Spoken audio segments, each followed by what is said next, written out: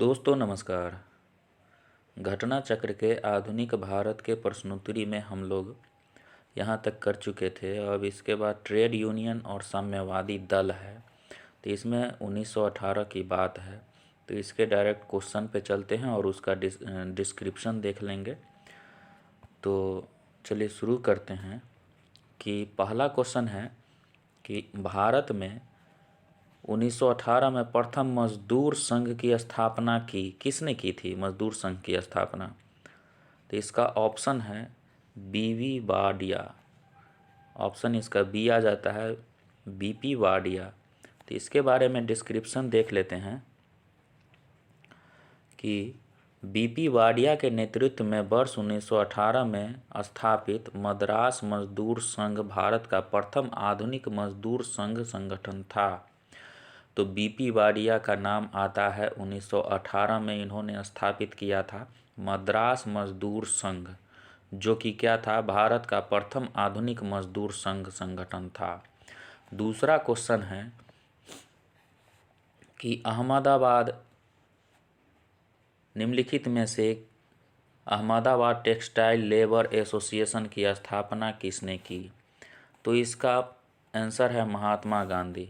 तो महात्मा गांधी ने क्या किया था कि अहमदाबाद टेक्सटाइल लेबर एसोसिएशन की स्थापना की थी। और कब की थी? तो 1918 में की थी। तीसरा क्वेश्चन है कि भारत ट्रेड यूनियन कांग्रेस के पहले अध्यक्ष कौन थे? तो भारत ट्रेड यूनियन के पहले अध्यक्ष थे लाला लाजपत राय। तो ट्रेड यूनियन, अब पहला है ट्रेड यूनियन, तो भारत ट्रेड यूनियन कांग्रेस के पहले अध्यक्ष हो जाते हैं लाला लाजपत राय। इसके बारे में डिस्क्रिप्शन आप देख सकते हैं कि भारत में trade union Congress, Akhil Bharatiya trade union Congress की स्थापना एनएम जोशी द्वारा 31 अक्टूबर 1920 को मुंबई में की जाती है। तो इसका कारण क्या था स्थापना का? तो 1919 में अंतर्राष्ट्रीय श्रम संगठन की स्थापना हुआ था। तो अंतर्राष्ट्रीय श्रम संगठन की स्थापना कब होती है? तो 1919 में। और 1919 में जब अंतर्राष्ट्रीय श्रम संगठन की स्थापना होती है तो भारत में एनएम जोशी जो थे वो भारत में ट्रेड यूनियन कांग्रेस की स्थापना कर दिए 1920 में मुंबई में। और 31 अक्टूबर, यानी कि इनका स्थापना करने का कारण था 1919 में अंतर्राष्ट्रीय श्रम संगठन की स्थापना का होना। इसलिए भारतीय श्रमिक संगठनों ने आपस में संगठित होने का फैसला कर लिया। इसके प्रथम अध्यक्ष कौन थे? तो लाला लाजपत राय थे प्रथम अध्यक्ष। और उपाध्यक्ष कौन थे? तो जोसेफ बैटिस्टा थे। तो अध्यक्ष लाला लाजपत राय को बनाया गया और उपाध्यक्ष थे जोसेफ बैटिस्टा। महामंत्री दीवान चमन लाल बजाज थे। इस संगठन का प्रथम विभाजन 1929 में नागपुर अधिवेशन में हुआ था। इस समय जवाहरलाल नेहरू इसके अध्यक्ष थे। तो जवाहरलाल नेहरू जब नागपुर अधिवेशन में अध्यक्षता कर रहे थे 1929 में, तो इस संगठन में प्रथम विभाजन हुआ था। संगठन का नाम है ट्रेड यूनियन कांग्रेस। इसका स्थापना एनएम जोशी ने किया था। किससे प्रभावित होकर? तो 1919 में अंतर्राष्ट्रीय श्रम संगठन की स्थापना हुई थी उसी के लिए। अब चौथा क्वेश्चन है बम्बई में अखिल भारतीय व्यापार संघ। अखिल भारतीय व्यापार संघ की स्थापना कब होती है? तो 1920 में होती है। अखिल भारतीय ट्रेड यूनियन कांग्रेस 1920 में बम्बई में प्रथम अधिवेशन की अध्यक्षता किसने की थी? तो प्रथम अधिवेशन की अध्यक्षता लाला लाजपत राय ने की थी। तो इसका आंसर हो जाएगा लाला लाजपत राय। 1920 में आयोजित all India trade union Congress के उद्घाटन की अध्यक्षता किसने की थी? तो लाला लाजपत राय। अगला क्वेश्चन है 1929 में नागपुर में संपन्न all India trade union Congress की अध्यक्षता किसने की थी? तो ये भी 1929 में इसका प्रथम विभाजन हुआ था नागपुर में all India trade union Congress का, और इसमें अध्यक्षता किए थे जवाहरलाल नेहरू। तो इसका आंसर हो जाता है जवाहरलाल नेहरू। तो इसका डिस्क्रिप्शन देख लेते हैं कि 1929 में नागपुर में all India trade union Congress का अध्यक्षता जवाहरलाल नेहरू ने की थी। और नागपुर अधिवेशन में साम्यवादियों और सुधारवादियों में मतभेद के कारण all India trade union Congress का विभाजन हो जाता है। तो यहाँ पे विभाजन किसके किसके बीच में होता है, तो साम्यवादी और सुधारवादियों के बीच में मतभेद हो जाता है। अतः क्या होता है कि इस अधिवेशन में नेहरू रिपोर्ट की आलोचना की गई है, कि नेहरू रिपोर्ट की आलोचना की गई थी। अतः दक्षिणपंथी इससे अलग हो गए। उन्होंने एन.एम. जोशी और बी.वी. गिरी के नेतृत्व में इंडियन ट्रेड यूनियन फेडरेशन का गठन कर दिया था। तो इंडियन ट्रेड यूनियन फेडरेशन का गठन किसने किया था, एन.एम. जोशी और बी.वी. गिरी ने। तो कम्युनिस्ट इंटरनेशनल का सदस्य बनने वाला पहला भारतीय कौन था, तो प्रथम भारतीय था एन.एम. राय। कम्युनिस्ट इंटरनेशनल का सदस्य बनने वाला प्रथम भारतीय कौन था, तो एन.एम. राय था। तो कम्युनिस्ट इंटरनेशनल की स्थापना कब होती है, तो कम्युनिस्ट इंटरनेशनल की स्थापना 1919 में व्लादिमीर इलियच लेनिन ने की थी। तो कम्युनिस्ट इंटरनेशनल की स्थापना 1919 में लेनिन ने की थी। रूसी पार्टी बोल्शेविक द्वारा की गई थी। लेनिन और रूसी पार्टी द्वारा की गई थी। एन.एम. राय लेनिन के निमंत्रण पर मॉस्को गए और कम्युनिस्ट इंटरनेशनल के सदस्य बने। यानी कि एन.एम. राय को निमंत्रण भेजा गया था लेनिन के द्वारा और उन्होंने कम्युनिस्ट इंटरनेशनल के सदस्य के रूप में शामिल हुए। और कम्युनिस्ट इंटरनेशनल के सदस्य बनने वाले पहले भारतीय कौन थे, तो एन.एम. राय हो गए। तो अक्टूबर 1920 में भारतीय कम्युनिस्ट पार्टी के स्थापना के लिए ताशकंद में एकत्र हुए भारतीयों के समूह में मुखिया निम्नलिखित में से कौन थे, तो एन.एम. राय थे। तो 17 अक्टूबर 1920 को एन.एम. राय अवनी मुखर्जी, मोहम्मद अली और मोहम्मद शफीक के साथ ताशकंद में भारतीय कम्युनिस्ट पार्टी की स्थापना की थी। तो 17 अक्टूबर 1920 को कम्युनिस्ट पार्टी की स्थापना हुई थी, कहाँ, ताशकंद में। तो कानपुर षड्यंत्र मुकदमा किस आंदोलन के नेताओं के विरुद्ध था, तो कानपुर षड्यंत्र मुकदमा जो था वो इसका साम्यवादी आंदोलन के विरुद्ध था। तो इसका डिस्क्रिप्शन देख लेते हैं कि कम्युनिस्ट आंदोलन की शक्ति और बढ़ते प्रभाव को रोकने के लिए कानपुर में एक षड्यंत्र को आधार बनाकर कुछ कम्युनिस्टों पर मुकदमा चला। मतलब कि कम्युनिस्ट पार्टी का शक्ति बढ़ने लगा और प्रभाव भी बढ़ने लगा। तो कानपुर में एक षड्यंत्र को आधार बनाकर कुछ कम्युनिस्टों पर मुकदमा कर दिया गया। यह मुकदमा को कानपुर षड्यंत्र के नाम से भी जानते हैं। तो ब्रिटिश सरकार ने वर्ष 1924 में एन.एम. राय, श्रीपाद अमृत डांगे, मुजफ्फर अहमद, शौकत उस्मानी, गुलाम शौकत हुसैन, रामचरण लाल शर्मा, सिंगार बेलू चेट्टियार पर कानपुर में मुकदमा चलाया गया और सरकार ने उन पर आरोप लगाया कि वे लोग एक षड्यंत्र रच रहे हैं जिसका उद्देश्य भारत में क्रांतिकारी संगठन को स्थापित करना था। पेशावर षड्यंत्र, मेरठ षड्यंत्र मुकदमा भी साम्यवादी आंदोलन के नेताओं के विरुद्ध था।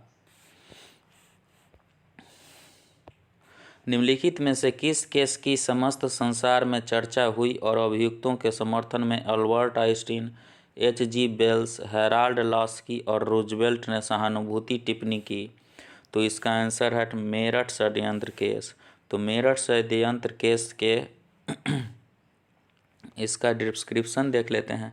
तो 1929 से 33 के बीच में मेरठ षड्यंत्र केस मामला हुआ जिसमें 33 श्रमिक नेताओं को पर राजद्रोह का मुकदमा डाल दिया गया। तो 1929 से 33 के बीच में मेरठ षड्यंत्र मामला चला और 33 श्रमिकों को राजद्रोह का मुकदमा चला दिया गया। पूरे विश्व में चर्चा हुई और professor Einstein, H.G. Wells, Harold Laski और रामारोला और रूजवेल्स ने इसकी कटु आलोचना की। अगला क्वेश्चन है, ट्रेड यूनियन आंदोलन के क्रांतिकारी चरण का समय क्या था, तो इसका समय था 26 से 39। तो ट्रेड यूनियन आंदोलन के क्रांतिकारी चरण का समय 1926 से 1939 तक माना जाता है। इस दौरान एम.एन. राय, मुजफ्फर अहमद, श्रीपाद ए डांगे, शौकत उस्मानी आदि भारत में ट्रेड यूनियन आंदोलन के प्रमुख नेता थे। 1940 में रेडिकल डेमोक्रेटिक पार्टी का गठन किसने किया? तो 1940 में गठन हुआ था रेडिकल डेमोक्रेटिक पार्टी का, उसका गठन किया था एम.एन. राय ने। तो 1940 में रेडिकल डेमोक्रेटिक दल की स्थापना एम.एन. राय ने, सचिन नाथ सन्याल ने बंदी जीवन नामक किताब लिखी थी। तो 1940 में रेडिकल डेमोक्रेटिक दल की स्थापना एम.एन. राय ने की थी और सचिन नाथ सन्याल ने बंदी जीवन नामक किताब लिखी है। तो सोमेंद्र नाथ चटर्जी, सोमेंद्र नाथ टैगोर स्थापित दल कौन सा है? मतलब कि इन्होंने कौन से दल का गठन किया है? तो क्रांतिकारी साम्यवादी दल का गठन सोमेंद्र नाथ टैगोर द्वारा किया गया था। क्रांतिकारी साम्यवादी दल revolutionary communist party of India की स्थापना 1934 में सोमेंद्रनाथ टैगोर द्वारा की गई थी। यह पार्टी भारतीय साम्य दल सीपीआई से टूटकर बनी थी। तो भारतीय दल सीपीआई से टूटकर कौन सी पार्टी बनी थी? तो क्रांतिकारी साम्यवादी दल, revolutionary communist party of India. अब रॉलेट एक्ट और जालियांवाला बाग कांड 1919 में हुआ था, उस पर रिलेटेड कुछ क्वेश्चन जो पीसीएस में आए हुए हैं तो उसमें डालते हैं और उसका डिस्क्रिप्शन देखते हैं। तो पहला क्वेश्चन है कि भारतीय स्वतंत्रता संग्राम के दौरान रॉलेट एक्ट ने किस कारण से सार्वजनिक रोष उत्पन्न किया? तो इसका ऑप्शन हो जाएगा सी नंबर। इससे लोगों को बिना मुकदमा चलाए जेल भेजने के लिए अधिकृत किया जाता था। तो इसका ऑप्शन सी हो जाएगा। अगला क्वेश्चन, इसका डिस्क्रिप्शन क्या है कि भारत में बढ़ रहे क्रांतिकारी गतिविधियों को कुचलने के लिए सरकार ने 1917 में न्यायाधीश सिडनी रॉलेट की अध्यक्षता में एक समिति गठित की। तो सिडनी रॉलेट की अध्यक्षता में 1917 में एक समिति का गठन हुआ जिसका उद्देश्य आतंकवाद को कुचलने के लिए एक प्रभावी योजना का निर्माण करना था। तो आतंकवाद कुचलने के लिए 1917 में एक समिति का गठन किया गया था। इसके सुझावों पर मार्च 1919 में और उसने कुछ सुझाव दिया और मार्च 1919 में उसमें एक विधेयक पारित कर रॉलेट एक्ट के नाम से जाना जाता है। विधेयक पारित करके रॉलेट एक्ट कह दिया गया।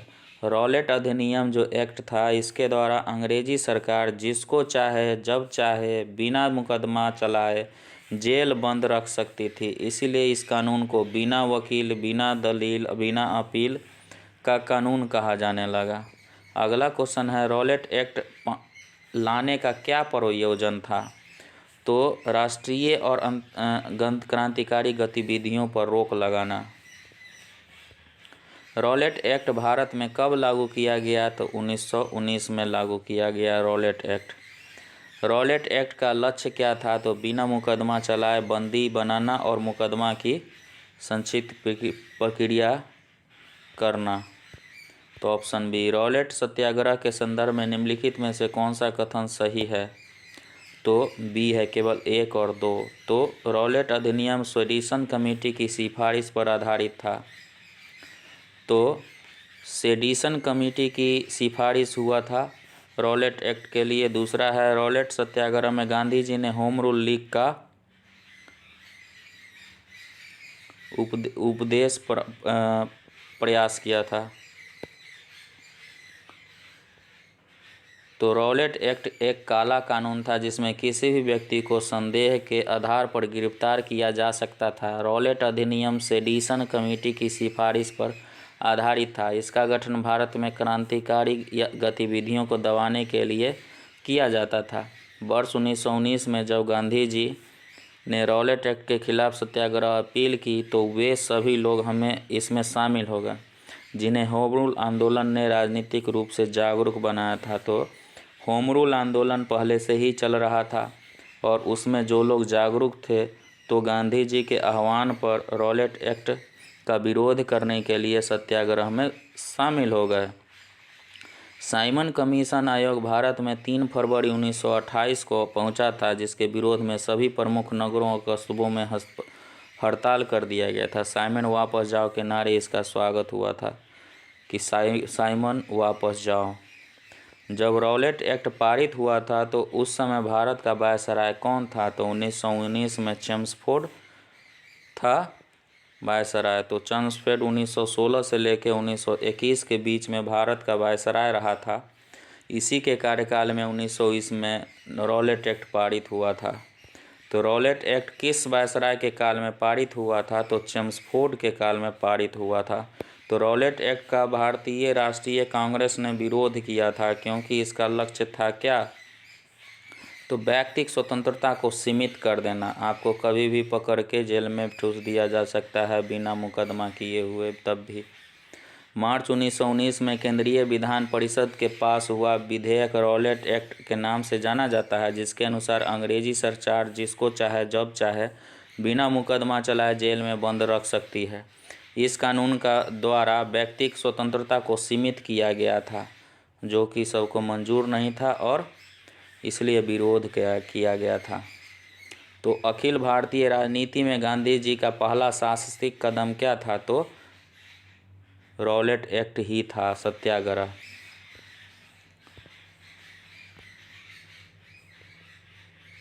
तो अखिल भारतीय राजनीति में गांधी का पहला साहसिक कदम क्या था? तो रॉलेट एक्ट के विरुद्ध में 1919 में सत्याग्रह का प्रारंभ करना। गांधी जी ने रॉलेट सत्याग्रह के लिए 3 राजनीतिक मंचों का उपयोग किया: होम रूल लीग, खिलाफत और सत्याग्रह सभा। तो उल्लेखनीय है कि इससे पूर्व चंपारण, खेरा और अहमदाबाद के गांधी जी के आंदोलन क्षेत्र विशेष पर ही संबंधित थे। रॉलेट एक्ट के विरोध में किसने लगान न देने का आंदोलन चलाने का सुझाव दिया? तो इसमें स्वामी श्रद्धानंद ने। तो रॉलेट एक्ट के विरोध में किसने लगान न देने का आंदोलन चलाया? तो स्वामी श्रद्धानंद ने लगान नहीं देने के लिए आंदोलन चलाया कि रॉलेट एक्ट के हम विरोध कर रहे हैं, इसलिए हम लगान नहीं देंगे। तो रॉलेट एक्ट को बिना वकील, बिना अपील, बिना दलील का कानून कहा जाता है, काला कानून भी कहा जाता है। इसके तहत ब्रिटिश सरकार किसी को भी किसी भी कारण बताए बिना भी गिरफ्तार कर सकती थी। इसके विरोध में स्वामी श्रद्धानंद ने लगान न देने का अदालत आंदोलन चलाने का सुझाव दिया था।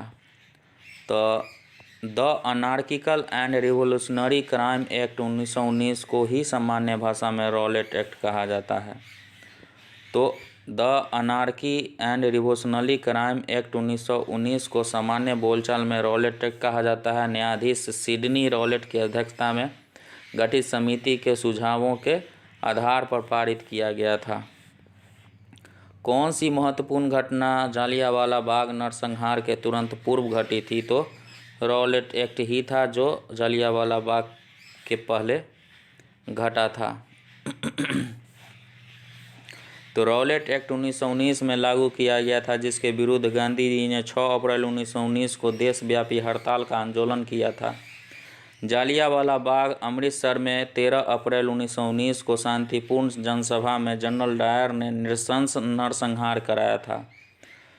और असहयोग आंदोलन वर्ष 1920 में, सांप्रदायिक आवाज़ 1932 में और साइमन कमीशन का भारत आगमन 1928 में हुआ था। जालियांवाला बाग हत्याकांड कब हुआ था? तो 13 अप्रैल 1919 को हुआ था। जालियांवाला बाग हत्याकांड किस गांधीवादी सत्याग्रह के संबंध में हुआ है? तो रॉलेट सत्याग्रह। वर्ष 1919 में भारतीय इतिहास में संबंधित है किस चीज़ के लिए? तो जालियांवाला बाग त्रासदी के लिए। जालियांवाला बाग कत्लेआम किस शहर में हुआ था? तो अमृतसर में हुआ था। जनरल डायर का नाम किस घटना से जुड़ा हुआ है? तो जालियांवाला बाग हत्याकांड से जुड़ा हुआ। काफ़ी संख्या में लोग अमृतसर के जालियांवाला बाग में 13 अप्रैल 1919 को एकत्रित हुए थे। तो गिरफ्तारी के विरोध में किसके विरोध में? तो सैफुद्दीन किचलू और डॉक्टर सत्यपाल के विरोध गिरफ्तारी के विरोध में वहाँ पे एकत्रित हुए थे। तो इसके बारे में कुछ देख लेते हैं कि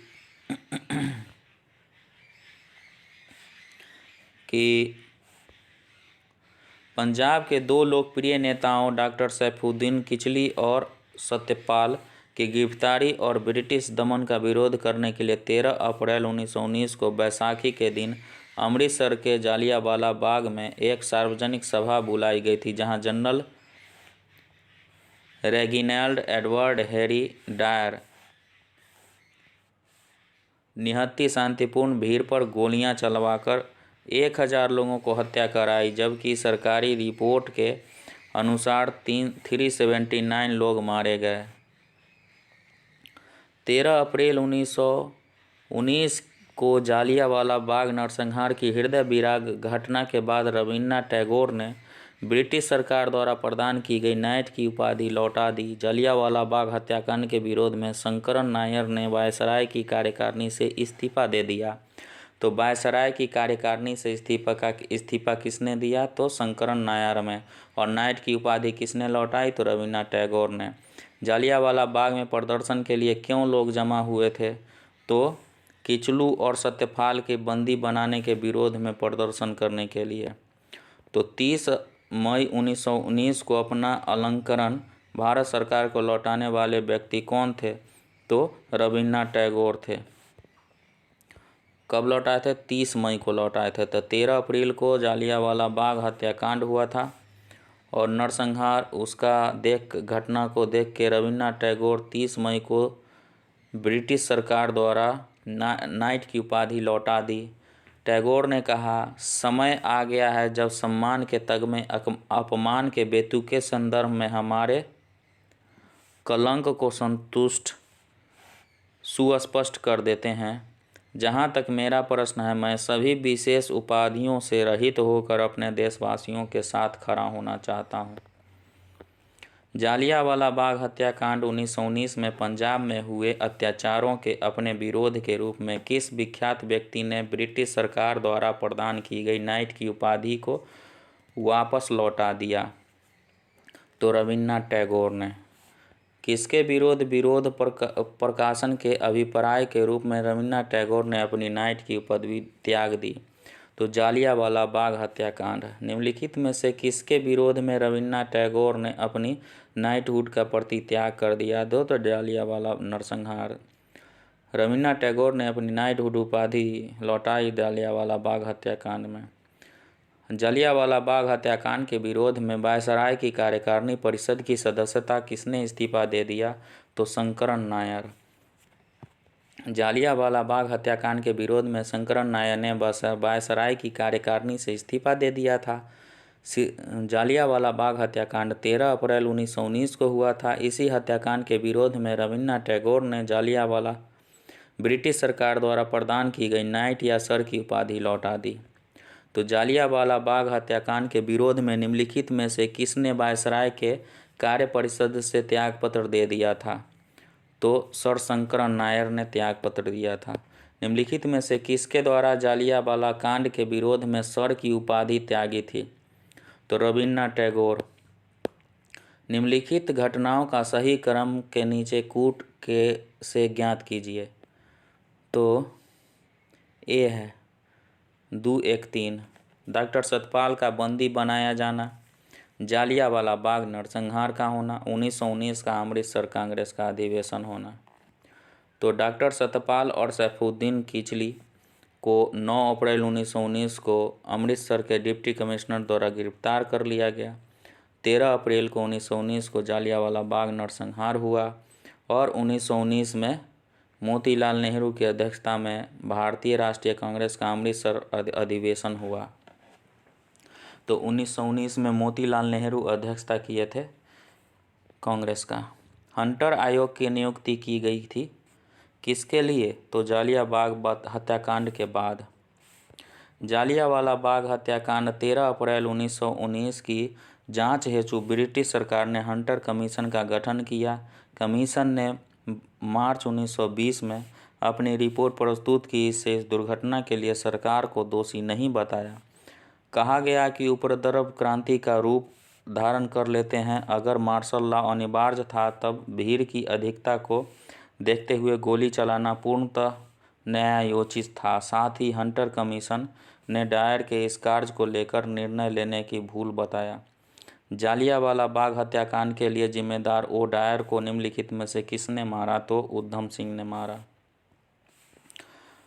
मार्च 1940 में बंगाल के क्रांतिकारी नेता उधम सिंह ने जालियांवाला बाग के नरसंहार का बदला लेने के लिए इस हत्याकांड के समय पंजाब के लेफ्टिनेंट जनरल गवर्नर रहे सर माइकल ओ डायर की लंदन में हत्या कर दी थी, जिसके लिए उन्हें गिरफ्तार कर मृत्युदंड दे दिया गया। लंदन में 13 मार्च 1940 को सर माइकल ओ डायर को गोलियों से मारा गया था। तो किसके द्वारा? तो उधम सिंह के द्वारा। उधम सिंह ने लंदन में मारा था किसको? तो जनरल डायर को मारा था, सर माइकल ओ डायर को मारा था। जालियांवाला बाग नरसंहार पर कांग्रेस जांच समिति की रिपोर्ट के प्रारूप लिखने का कार्य सौंपा गया था किसको? तो महात्मा गांधी को। जालियांवाला बाग नरसंहार 13 अप्रैल 1919 पर कांग्रेस जांच समिति की रिपोर्ट के प्रारूप को लिखने का कार्य महात्मा गांधी को सौंपा गया। 1919 में जघन्य जालियांवाला बाग हत्याकांड के समय भारत का वायसराय कौन था? चेम्सफोर्ड था। निम्नलिखित घटनाओं में से किस एक को मॉन्टेग्यू ने नृशंस हत्या के नाम से विशेषीकृत किया है? तो जालियांवाला बाग हत्याकांड को। 13 अप्रैल 1919 को हुआ था। देशबंधु C.F. एंड्रयूज ने इस हत्याकांड को जानबूझकर की गई क्रूर हत्या कहा था। C.F. एंड्रयूज को दीनबंधु किसने कहा था? तो वो कहा था महात्मा गांधी ने। निम्नलिखित में से किसके कारण सार्वजनिक रोष की लहर उठी जिसके फलस्वरूप जालियांवाला बाग हत्याकांड में ब्रिटिश द्वारा जनसंहार की घटना हुई थी? तो रॉलेट एक्ट।